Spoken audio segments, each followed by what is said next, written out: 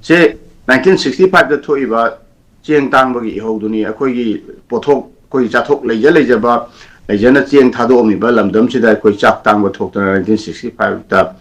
마히로이 아훔 아마가 아코기 올 인디아 레디오기 드라이버 아마가 시드나 노미 마루나 오이나 파콤 피르파 짝 라미 쟁 피우 하이드나 콜라우라우르바 아두고 미양이 모멘두다기 tawdana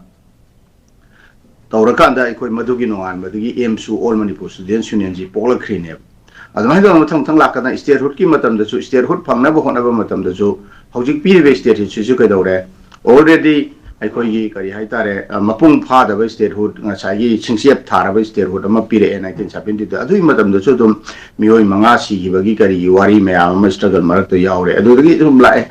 adagi se 2000 atai mayam ma thokre na akoi gi 2000 kenogi wan ye ko June 18 gi thokdok tu da tawri bu tu chungaire asagi Manipur gi interest Manipur gi wari se Manipur gi miyam ta da India government na atopa khulai pa ba kambu maga wari sanana bagi chati gi wari sanaga dawri ni haidana taroko matam da Manipur gi interest sok wafam ji Manipur gi wam ta da na tawchalamaga ceasefire without any limit without limit ki pochi la ko matam da miyam kortana tawri ni da miyam da hora kan da di misi minana kan da di हाइरिबसिंसी तौदे आद्रकांदा फिबमने आद्रकांदा पिरक बाहरता पिरकतसो अखोई मचेत सेटलगा पीबा खाइबा से statehood पीबा हारगसो statehood तो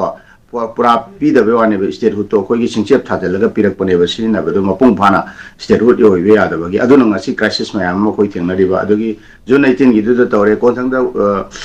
territorial